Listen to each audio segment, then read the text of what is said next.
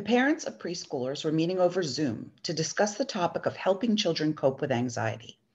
I would meet with parents one on one to discuss their fear and concerns regarding their children dealing with such anxious times.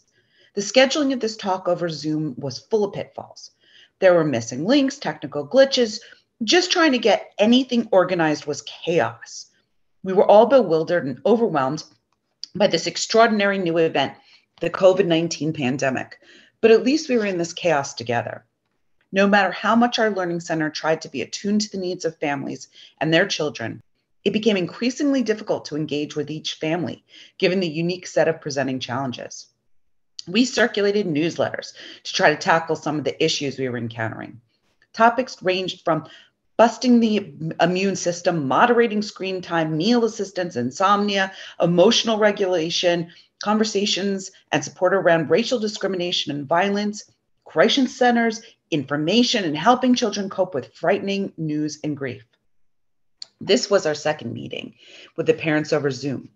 Yet again, Nora and her son, Aiken, were sitting next to each other, sharing the screen. The little boy was holding a walkie-talkie, while his mother was sharing the challenges and adapting to the new neighborhood they had moved to during the height of the pandemic.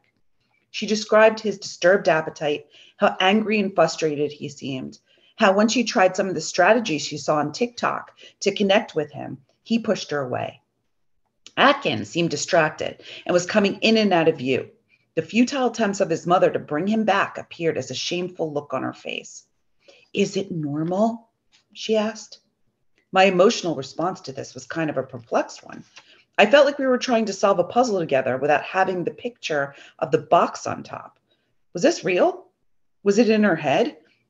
I could only judge by what I was seeing on the screen and the worried tone of Nora's voice. I was hoping Nora would find comfort in knowing she doesn't need to be perfect at coping with this. I would frequently tell her in our meetings, "I'm here with you. You can breathe now." She would frequently contemplate and ask me if I thought he had ADHD, and would talk about the Facebook post she had seen describing his symptoms. She would ask if he should see an occupational therapist or a psychiatrist, as suggested by one of his parenting online groups. I smiled and pretended to have a walkie-talkie, asking Atkins what he was seeing out of the window of his new house. Atkins smiled back and cheerfully offered me a weather report in the neighborhood. Her son's nonverbal cues were telling us something important to pay attention to and connect with him. I dedicated time to help Nora to inquire about her fears as a mother during the turbulent time of stress and what she found most overwhelming when she feels like she's not in control, and how to soften her experience of motherhood. Even during this intense one-on-one time of lockdowns, Nora felt like she couldn't connect with her son. She felt everyone did it better and she was failing him. Nora seemed almost frantic to do something about Aiken, to find a way to relate and help him. She was constantly talking about social media posts and self-help books. She followed all the mommy gurus on Instagram and watched every parenting show, hoping it would give her a way to relate to her son as they both investigated the heightened times of the pandemic. She used social media as a to-do and checklist for what was normal. She posted questions to her friend groups. No matter what I said, Nora felt as though her and her son were always falling short.